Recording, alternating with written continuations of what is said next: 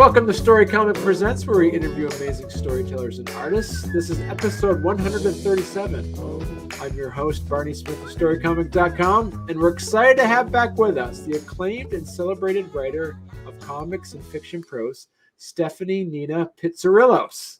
Hi, Barney. Stephanie. 137. Excellent 137. Good timing. Yeah, see? And you're here. So you're here to talk to us about your latest Kickstarter, Zine 1000. How not to be colonized by outreach programs. Lord, Barney, if I have to fold 1,000 zines, Zine 100. I know. So you're doing it all by yourself. Zine 100. Yeah, not Zine 1000. I'm not folding 1,000. It's Make 100. It's a Make 100 project on Kickstarter. The ones that I'm doing, the handmade ones, yes, I'm doing that myself. But there is a collaboration I'm doing with another group. That's amazing. And so we pull it up. We look at, so check it out if anybody's interested.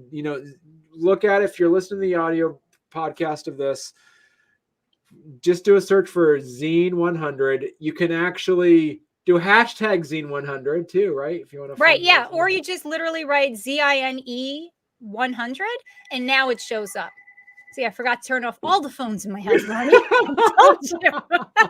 I forgot to. I tried.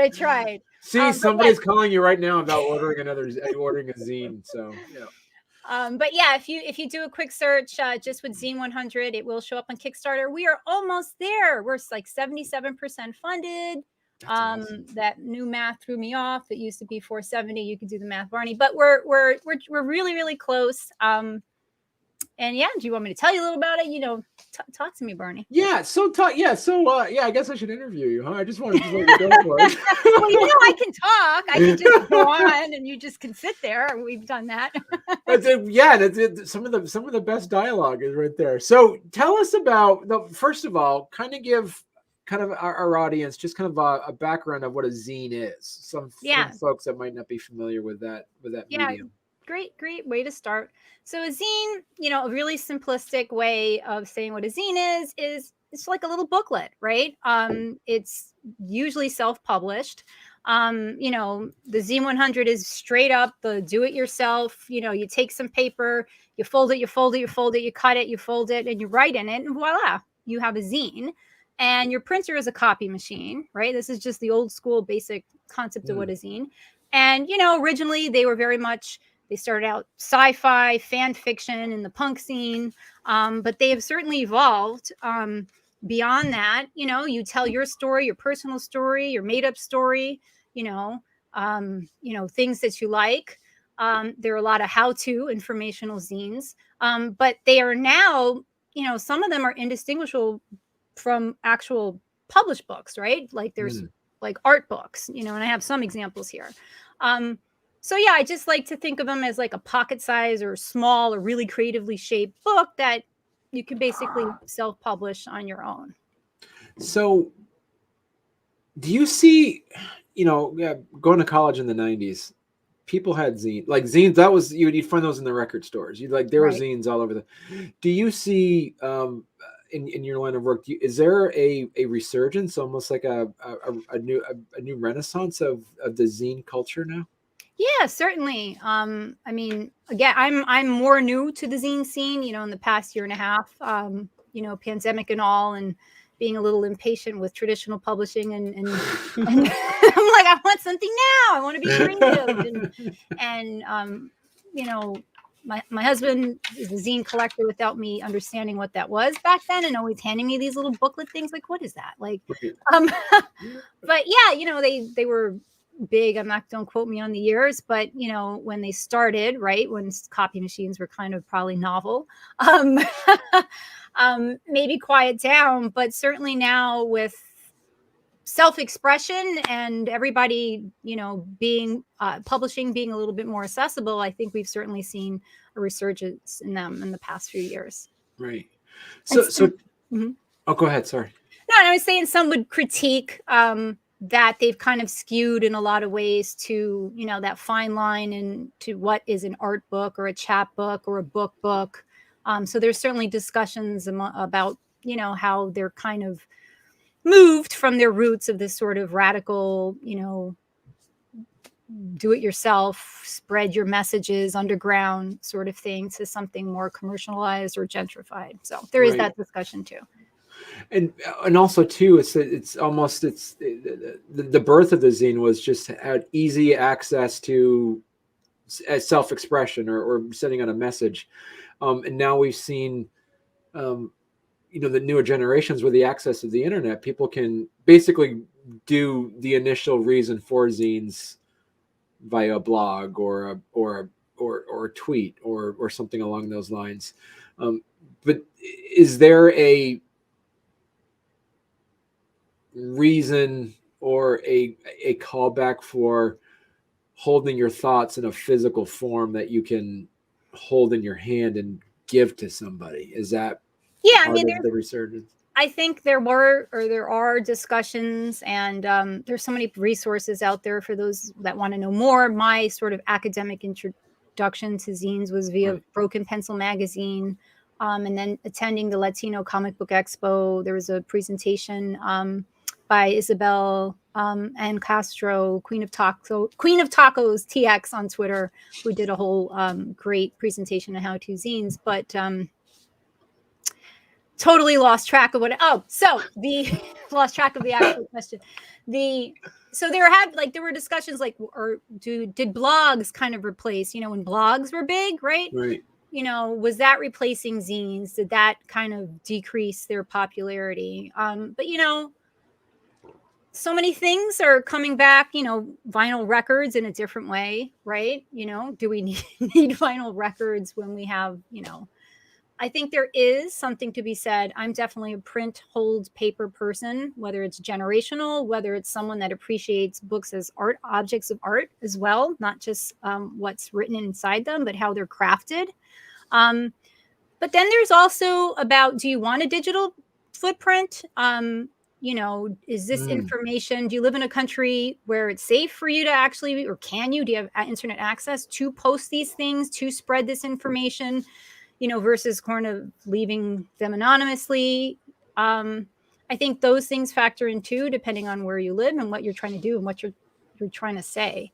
Certainly for me, I just love the physical art form of what a zine is. I like, handcrafting it. I like making it. And then I like dropping them to places where I think, particularly if they're ones that have a social angle or a public health angle, dropping them in places, whether it be community centers or, Andromeda did this, or like lampposts or abandoned weird objects in New York City and in Manhattan, where you set up a little sign that says free zine store and you leave your zines there for people to read.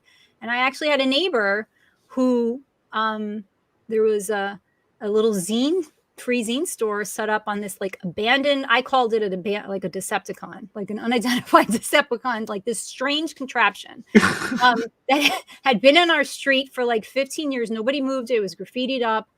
I found it to be a Decepticon.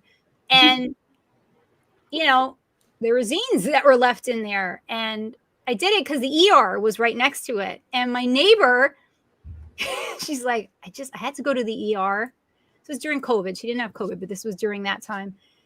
And I was like, man, I had nothing to read. But then I saw the zines. I saw the zine store and I took them with me and I read them in the waiting room. So there is something to be said about that part too of making zines and sharing them with people in creative formats. Yeah, there was a Decepticon. Haha, Space Invaders, get it? So talk to us now, Stephanie, about your Kickstarter. Sure. So what is this Zine 100 thing? It's Zine 100, How Not to Be Colonized by Outreach Programs, a how-to zine on working with people who offer you stuff. So what does that mean? Basically, I wanted to give tips for groups that take, whether it's money or programming from funders with the public health angle, but it can apply to a lot of situations that are not limited to public health, but it does have like an outreach angle. And give tips on how you can take that money without sacrificing dignity, Mm. culture, and improving efficacy. Because in my public health career, which was a wonderful, over 15 years, I did a lot of outreach and we did a lot of good things, but I also saw a lot of harm and how things could have been done better. And hospitals, universities, groups, they know what to do, right? Like they know, they get their grants, they write to funders, they say, this is how I'm going to do it. It's going to be culturally appropriate. It's going to be done this way, all the beautiful things. It's not quite implemented in that way, and the intentions are good, but there can be a lot of bad things that come out of it. And, I had another interview. It was like, well, why don't you write the zine from the perspective of the funders so they could get it right to begin with, right? That's been done. Folks know what to do. They know how to do it right, and they get awards, and they give themselves awards for it. And I myself have been given awards for a lot of the programs that I ran. Right. I wanted something that spoke directly to folks who are on the receiving end, so that they felt and knew that they had the ability to actually shape these programs, to ask for things.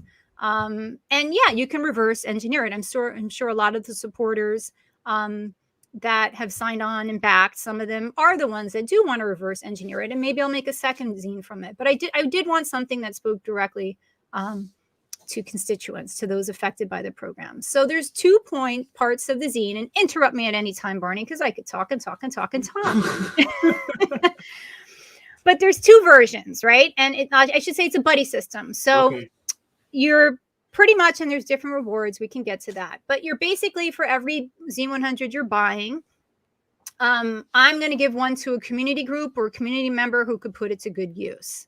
So you're not just buying a zine, whether you're a zine collector or you're someone that wants to make use of this yourself, but you're also providing one for a group that could use it. And there's the Andromeda Zine 100. Why is it called Zine 100? Because I took up Kickstarter's Make 100 challenge, where you make 100 of something. And I can handle making 100 of the Andromeda zines. Not 1,000, Barney. Not 1,000. Lord, I'll have to, use some child labor for that. And you might get some funny looking zines as a result, funnier than they already are. But I also thought, not everyone can appreciate a do-it-yourself zine, right? And I can't really make more than 100, or I could, but I kind of also want to write comics and novels and all those other things and be a mom to my kids. So I thought, and you can ask me how I came to know I Love My Hood, but I thought bringing in the I Love My Hood collective would be a wonderful opportunity to bring a group that is devoted to community, that deals with issues of, how can community not be taken advantage of and get the best of both worlds, and add some really cool style writing, and professional illustrations, and utilize an actual printer and not just the stationery. Love you, stationery store. But use a printer, Radix Media, which is union and worker owned here in Brooklyn.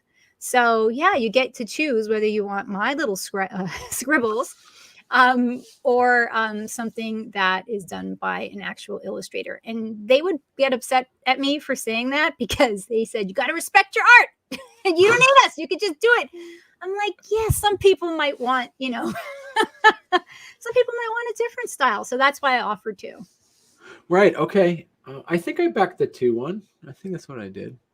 Yeah, you did. And you get to choose. So the nice thing is you get to choose, depending on your tier. Let's say you did the simple, the $15 one, which is one for you, one for community. You get to choose which one you want to keep, whether it be the Andromeda, the one that I showed that's on the screen right now, the smaller one, that's handmade, or the one that is by the I Love My Hood collective. And then for the one that we give away, either you tell me if you have a group in mind or a community member and I send it, or if you feel you know someone and want both and want to send them both on, send that copy on your own, we could do it that way too. So very flexible to the needs of the group. And there's so many reward tiers that you can choose from based on your needs. Right. And so how, and my next question for you is like, how relatable is this for Is it specifically for like outreach programs, or would it work for, say a school in Uganda who is being reached out to by Plan International or Save the Yeah, Children who's looking? totally, because that's outreach, right? I Right. mean, obviously some things might not travel as well overseas, but like all these questions, I think that would be quite appropriate. All these questions come down to really getting to know the program model of whoever it is that's serving you or giving you money, because there's different ways for you to get a pot of gold, as I say it, right, in the zine. Understanding that model and making sure that it's in line with your community and your needs, and that in the end, you get what you want as well. And you're not kind of left in the dust like, wait, what happened? It felt good for maybe 6 months, but now they have big resumes and pretty things. And what do we really have? Like, we have a vacuum because we relied on them for those 6 months. So, it's very simple. It's not, we could write a whole book on something like this. Simple questions to help spark those thoughts so that you can have a dialogue with whoever it is you're taking money, or help craft, those programs. And, if the simple tips, because the zine follows a simple call and response with humorous cartoons, if that's not enough, there is a reward tier where you get like an hour webinar where I actually walk you through these concepts in real live examples. And I'm happy to give one real live example here of, a situation where an outreach program was in a bind because they took funding. So I was doing a conference and presenting in a panel in Washington, D.C. Don't ask me which one, something with childhood obesity prevention. And after the presentation, a group or two went up to me, pulled me aside and said, I really like what you said, and I really wish we could hand out material that says drinking water is healthier than drinking soda. But our funding comes from soda company. And I can't hand that out because I don't want my funding to be taken away. And you see this over and over and over, right? And plays out in different forms. And it's those little things that, if the outreach is true outreach, you gave money to a soccer league because you care about them and you care about kids, the funder should not have this expectation that you're not going to hand out material that's based on science and national standards on, what's healthy and what's not. Right. But you should also feel comfortable and not feel that you have to be silenced and muzzled. So that's like one small example of how it might play out in an outreach program, but it's a real thing. And, you can hurt your constituents by not figuring out those things from the beginning or adjusting them mid-course. Right. Do you see also, with this and in your work with health advocacy, have you seen a change in the last few years of these outreach programs on being a bit more, I guess, like community centered in their approach? Well, I'll say no. I will preface it. I mean, some, like, I can't speak for all. I will say I'm more removed in the last few years, but also not having a husband who is a primary care physician in the same programs and constituents that I served, right? So I get, I get to hear the challenges in that field. I think that we have not made progress. We've certainly got better in how we present our how good we are in our programs and how we do outreach. But if you look at the health outcomes, or you actually interview constituents, it would have a different story. I think we become savvier in how we present things, but very much programs are not based on an asset approach, and the zine goes into this, but more still the savior and not really respecting culture and community input.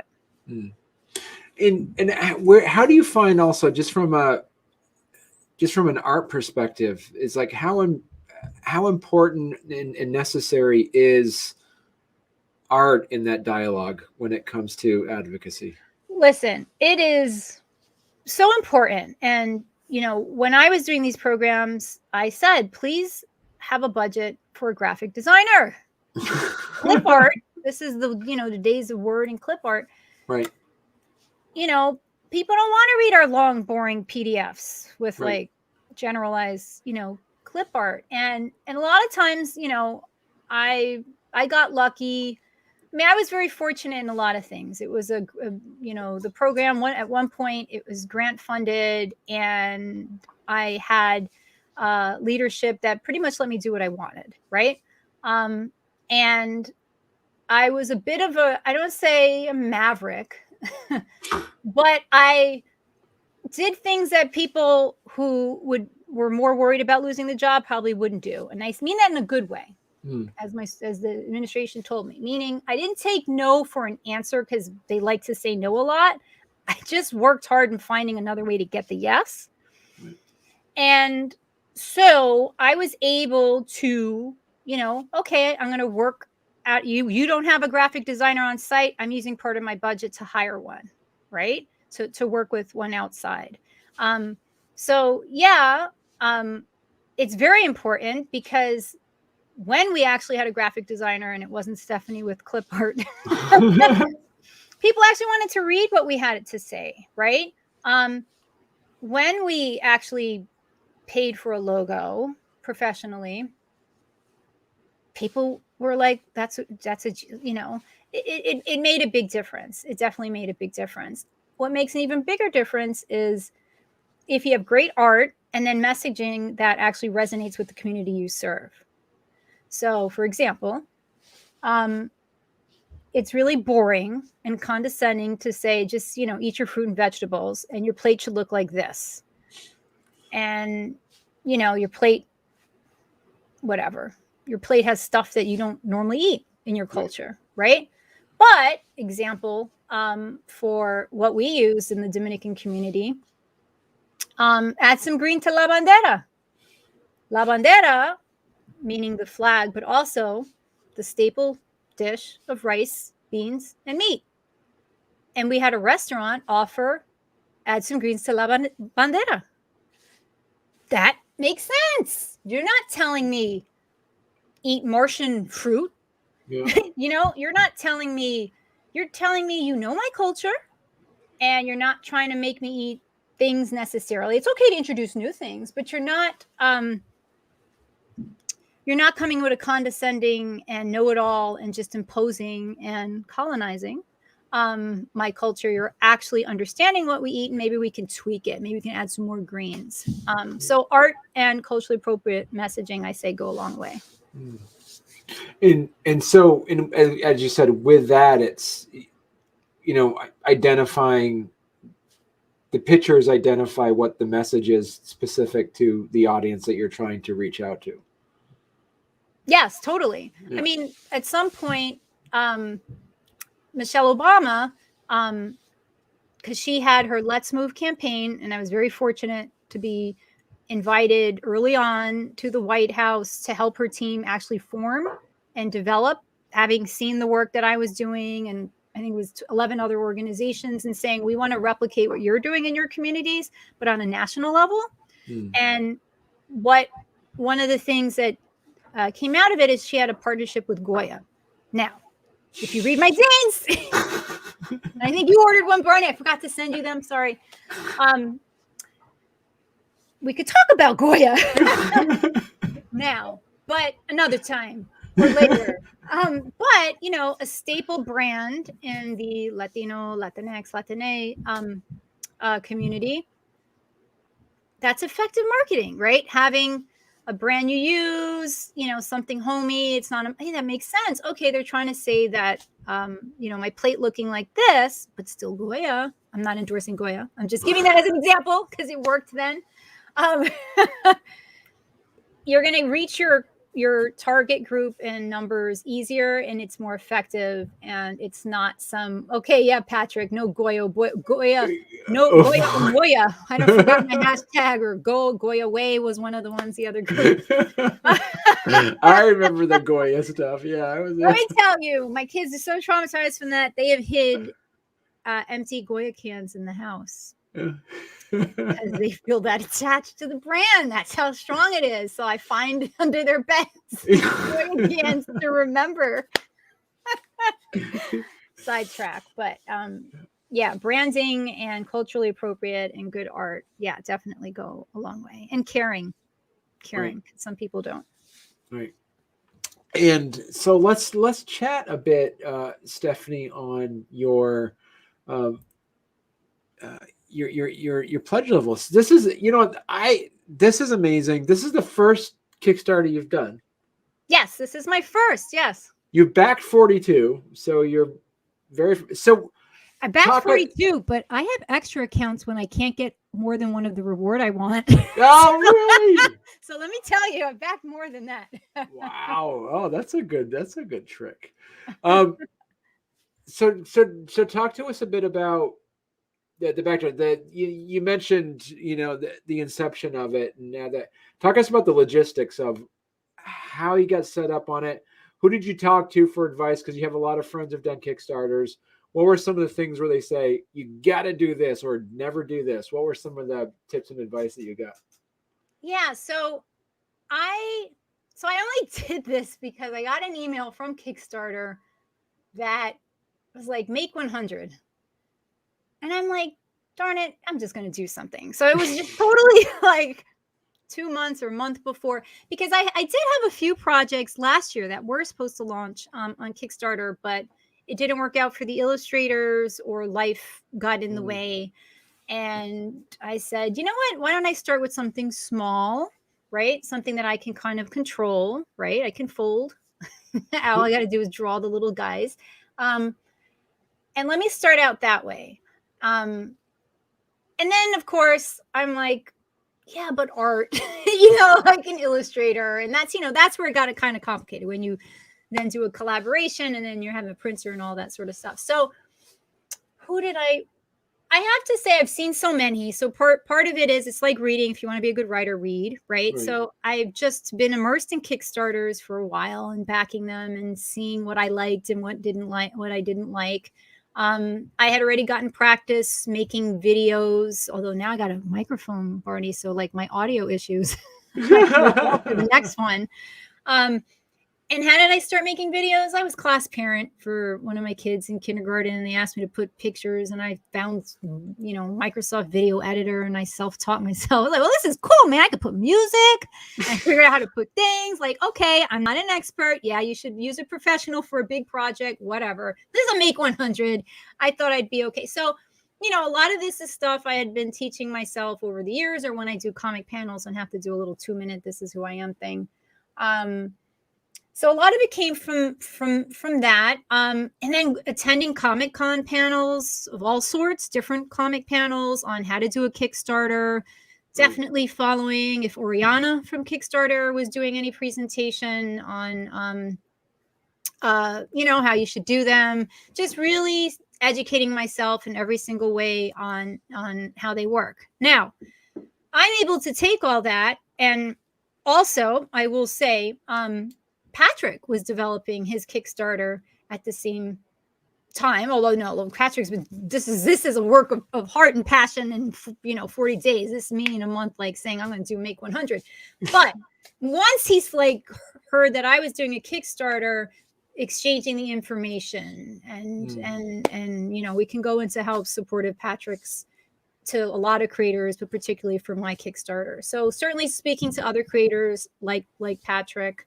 So that's how I kind of apply. And then I'm just applying, what I saw other people do and just doing it my way. Now, doing it my way, meaning, look, this isn't my graphic novel or one of my comics projects where I'd probably do a little bit differently, right? Oh, get all the interviews done ahead of time. Look at this, Barney, you had to nudge me. I mean, I didn't want to Make 100. I was nudged. Kickstarter sent me an email. I said, okay. Barney nudges me. I'm on a show. So like a lot of what I do is based on nudges, but certainly. And I think there was a second part to your question, Barney, on the actual things that people tell you. So poke me if I'm supposed to answer that. But I certainly didn't have 1,000 shows booked ahead of time. The whole thing is, oh my gosh, get on the shows before the buzz before. listen, man, this is a little paper zine with my drawings, and it's public health.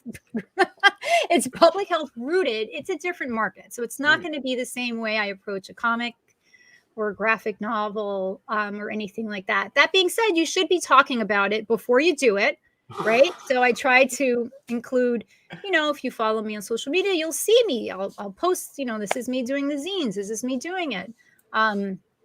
So that's, there was Art making it. Yep, that's Patrick. So you definitely want to tell people ahead, and you don't just pop and say, hey, I launched a Kickstarter without any prep. Although I've seen campaigns get funded that way. You'll hear, some people like to update you every single day on their Kickstarter. That doesn't work for me. I personally don't want you, likely, and this is not in any way saying anything bad, if that makes you happy and that's your thing, because I want to update you guys. Well, most of the time, not when it's quiet, but part of me wants to update. But, you have to balance what you're comfortable with. Do you think people's inboxes want a daily update of what this campaign is? Because for a lot of people, some people, depending on your crew, Kickstarter is might be new to them, and they're not going to understand it's not going into a store and buying something and leaving. It's actually like a campaign you're excited about. You're supporting the artist. So some people might say, constantly update your backers. I'm going to try to limit it to twice a week unless something, extraordinary happens. And I'm very good at listening to people and saying, this is how you should do it. And then I just do it my way. I mean, the fact that I'm this far for a public health based zine with my drawings, and I'm not an illustrator, but I do have the I love my hood angle. I'm very proud of that. I think we could do this. I think we could do it. We have like 16 days. Right. Yeah. And like you said, you're already at like 77% already on that thing. So yeah, Stephanie, let's talk about the tier levels. So so you got your tip jar, right? That's just like here, go ahead and, put in tip. That's $5. People can put in a minimum of $5 on there for that. Yeah, I think people could put $1. Actually, somebody did give me $1. So when I did do the tip jar, I noticed but didn't notice I left it. I didn't delete it. Kickstarter has a default, just support the creator. If you go above it, it starts at 10. So I think technically next time maybe I won't have that because it's already there. If you look above it, right? But anything that someone wants to tip. So we've definitely gotten some tips. I've seen that in other Kickstarters.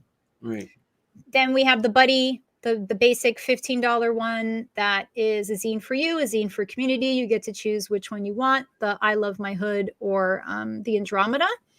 And then we have, I think it's the webinar level. So that's a really good, bang for your buck tier, because you're essentially getting a public health consult from me, which is a tier in itself for $500. And we'll get to that one. You're getting a public health consult, but generalized to the zine. So let's say the zine's not it for you. Maybe you need something more. Maybe you want to be walked through it. Maybe you don't care about the zine. If you want to have an hour conversation of all of these tips and concepts, walk through with real live examples, that's the reward tier for you. Right. And I will schedule it based on backer availability. We've already gotten a bunch of people signing up for that.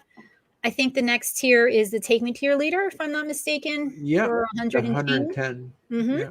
So that's great for, I think we have a few backers on that level. If you have an organization that or you work for that could use it and you want to give the zine out to a few people, that one comes 10 plus one free.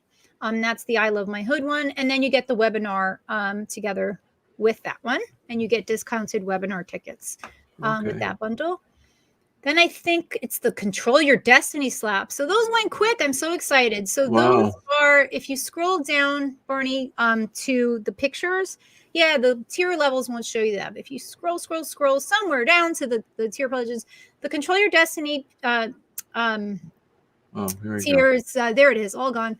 So I'm fortunate. I have actually page variants from actual illustrators. Don't kill me. I love my hood. I know you like to call me an artist, but in the presence of real illustrators, I will say real illustrators.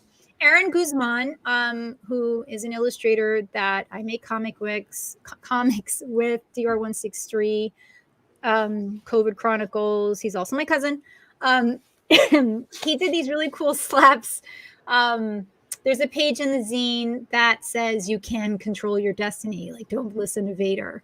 Getting you to really feel empowered and know that there is another way. Okay. You don't have to go to the dark side. So those two were taken, but the one on the right, which I kind of want, so maybe you can back it.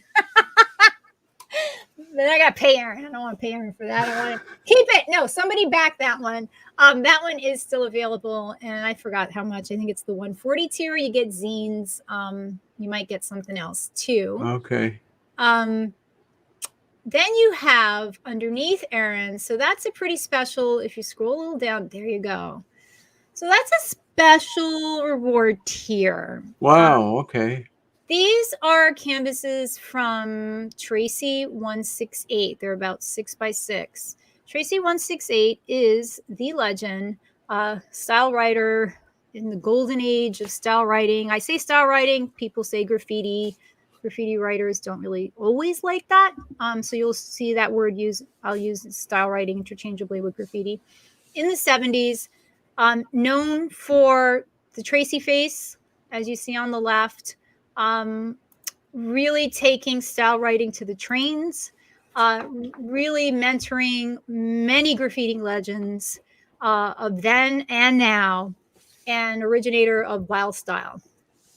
Okay. And, fortunate to work with him on some things and have these rare canvases. I say rare because Tracy's work is hard to come by, and he's also discerning about who he sells his work to. So I'm fortunate that we have two canvases from Tracy, and that tier comes with a Tracy 168 pin and some zines. I believe it's the Andromeda zine. Okay. Yeah, and then there's a different one that actually has a signature Tracy 168. Okay. And then the last two, public health consultation. So that's me actually sitting down with you via Zoom, likely, pandemic life. But we could see where the world is. And sitting down and actually doing a program evaluation or consult based on your program needs. So making sure Z100 is actually applied to your group. I asked you questions before, so it's actually more than an hour and a half where we actually then sit and discuss how to make your programs more effective. That's what I did for many years at a university hospital. And then there's the pot of gold where you reverse the tables on me. It's an investment opportunity for Daddy Warbucks, not Lex Luthor. We don't need a Lex Luthor, but a Daddy Warbucks is fine, right? Heart of meaning well, who wants to actually invest in community getting these zines and also future public health zines because as you know, Barney, I have a lot of ideas and a lot of creativity and a lot of projects. Right. And so my time is limited. But if someone really believed in these public health scenes, I am more than willing to invest more time because I would actually like to do some follow-up ones. I know I love my hood wants me to do more follow-up ones. So, pot of gold for any investor. And I do think that after this Kickstarter, there might be some hospitals that are interested. The challenge of Kickstarters for corporations, I'm not going to speak for all because some of you guys don't box yourselves. It's hard to back something that has, well, we can't guarantee we're going to give it to you. Like imagine telling your supervisor, well, I want to invest that. But some groups are. Right.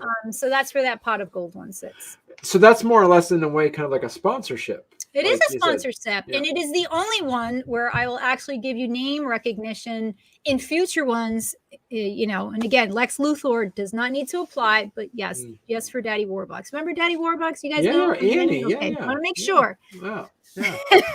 I mean, the sun will come out tomorrow, so that's why you can, Yes. So with that, so you say it's kind of open with like future zines. How many Like if Well, someone's looking at this is like, all right, well, is it going to be 3 future publications, sure. 5, or what Hey, would that look like? that could be a conversation, right? Right. Maybe your pot of gold is more than that, right? Right. Or you want to tweak that pot of gold. So it's definitely open. I do know that it would make sense for me to have how not to colonize with your outreach programs. I know it would also be beneficial to have how not to be colonized by your employer Right. for outreach. But I think the most logical next one, because I think people are going to, or they've told me they're going to reverse engineer the zine to apply it to be better funders, would be one that speaks directly, and it would be different. But yeah, there's so many different angles of public health approaches I can take for our next scenes. Right. And you have some that are just all gone. Yeah, you got the Control Your Destiny ones. Yeah, both of them are gone. Yeah. Those went to very supportive creators. So I really want to thank them who've been following my work for a while. And that's amazing too. Like even talk about the Tracy 168 face bundle. Like that's an artist. Like you're buying artwork. Yeah, that's art. That's that's art that is, hard to come by. Celebrities ask him for him to sell his canvases, and it doesn't always happen. Right. So it's definitely an investment there. Yeah, it's definitely something that, it is an investment. Yeah. It is an investment. And we are going to be doing, we haven't figured out the logistics, if it's just an Instagram live thing or if it's actual like a Zoom thing. But Zine 100 and my public health consultancy, Zoe Health, is going to host a discussion, and I have my David Letterman card because this is way too long for me to remember. Let's talk about Bruno. In Uptown, Dr. Cito reflects on the survival narratives within Disney's Encanto, CCC. So, as I mentioned, my husband is a primary care physician and also medical director for the undocumented in Uptown. And he would love to have a conversation with people that really breaks down the movie Encanto that so many people are talking about, and particularly what's behind, let's talk about Bruno, whether it's intergenerational trauma and the unstable foundations of immigrant displacement. Sounds very academic, but basically, let's talk about some of the issues that movie brought up that are very relevant to particularly our Uptown community, our Latino communities, the undocumented and migration. It should be a fun conversation. It's going to happen next week. It's totally free. We will be saying it'd be great for you to tip or support a Zine 100 bundle if you haven't already and attend.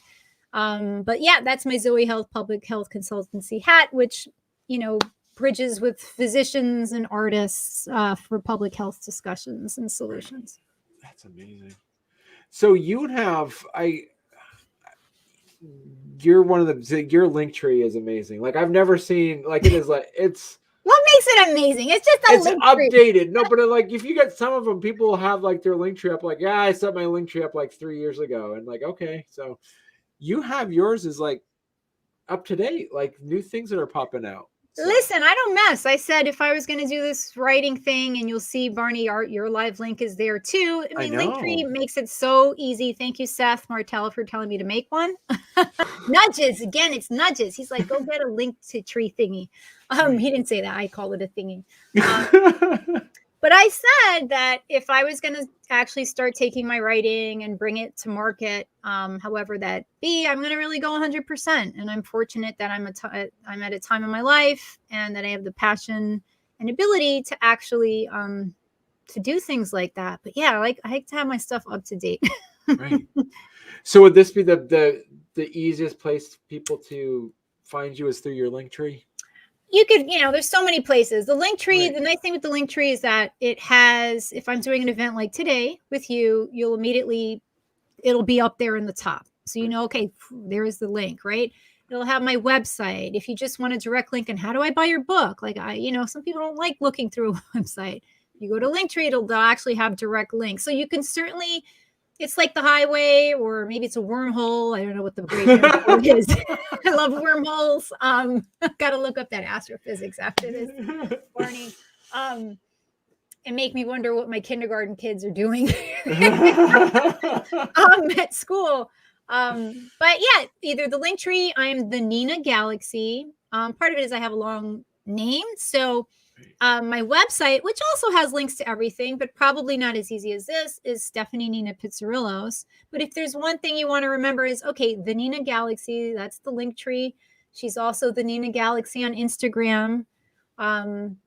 I'm actually Zoe Health, ZOE Health on Twitter. That's my public health consultancy. But yeah, start at Linktree. It's easy. And Barney said it looks good. So yeah, so you go. Yeah. I mean, and right on the top, you got people can click on that and go straight to your Kickstarter. Exactly. You can go straight to the Kickstarter there. Come on, get us over that whatever math that is. Somebody do the math. Somebody do the math. Or something. Yeah, you're getting. Yeah, that's exciting. And you still have over 2 weeks left. So I do have over 2 weeks left, and I hope to actually share some of the great work from the I Love My Hood Collective, which is a wonderful art collective based in Uptown, Washington Heights of New York City that goes, and they do a lot of stuff, but their motto, the good, the bad, but always the beautiful. So, right, loving your community, respecting your community. You could be critical of your community, but whatever it is, let's make it beautiful. Let's not have ugly buildings with no murals. Why can't we look at nice, beautiful things? And they've done work, all around the world, including the Dominican Republic, with just wonderful murals and outreach. And I just thought they'd be a great partner. And I, how did I meet them? I actually met them through outreach, right? I wanted to work with them to do an art mural. And when it came time for the contract, this is in the zine, one of the tips. There was a clause in there that basically said, we own everything, the video, everything. Wow. And they turned it down. And I'm like, you're turning down working? This is a great, I'm not turning over my rights for my image and it stuck with me. I respected it. Right. And I realized, this is some colonizer junk, right? Like, this is not how it should be done. If we're going to work with community, we shouldn't have to, ask them to copyright their entire existence just for a one-time check, know? So that's always stayed with me. And, the artistic circles, we've always kind of stayed in touch. And then I'm like, wait, this is a perfect project for them. Right. Perfect. Well, we're already at the hour mark, Stephanie. Just like that. Yeah. And we got, and now this is your third time. So now you're officially become friend of the show. They say after 3 appearances, you become really? Yeah. See? Yep. Oh, well, I'm glad. This was a money well spent for my microphone. I'll have to come back.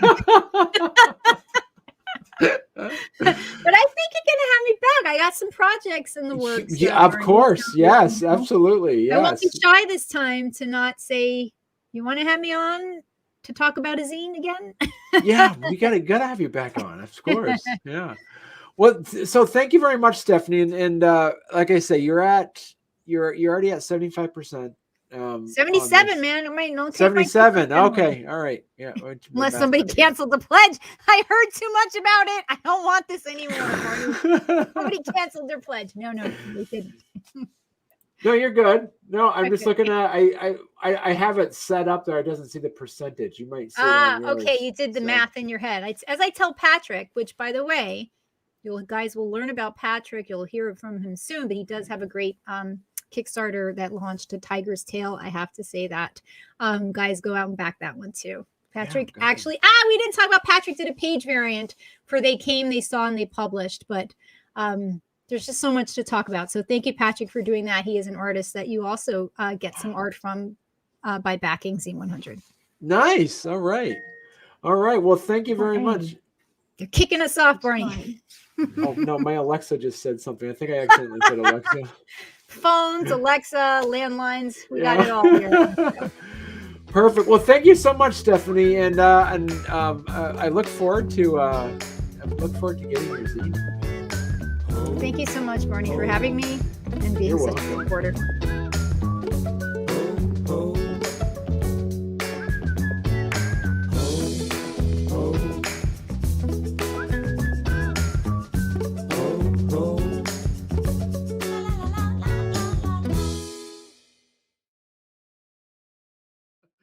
I find it.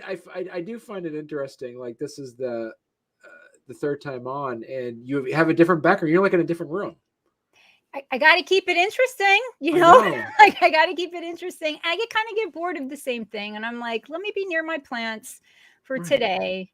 Because It's you good. like to look at art. You could look at different art in the room. Right. Yeah. And It I got depends my on lighting too. Today lighting's good in this corner. It's good. I like it. Yeah, this is it does actually feel more like a I don't you know what I think what it is when you talk about books. It's always good to have books in the background. Right. So and you got art, so you got everything, and so it's a